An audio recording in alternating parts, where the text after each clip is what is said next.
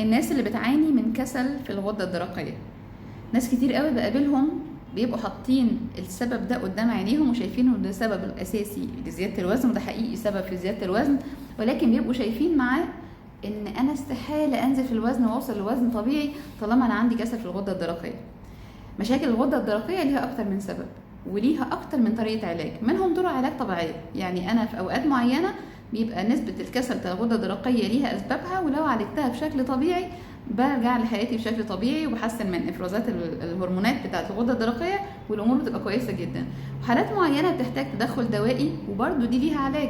يعني لو انا عندي كسل باخد الدواء المناسب وبعالج المشكله وببقى شخص طبيعي، الحرق عندي كويس واقدر امارس حياتي بشكل طبيعي واكل الاكل اللي يخليني بشكل صحي ووزن كويس. ولو هعمل دايت اخس في الوزن بشكل كويس ما عنديش مشكله خالص.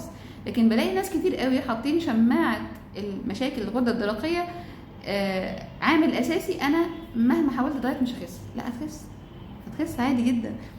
خد لي علاج مناسب للغده الدرقيه وهتخس.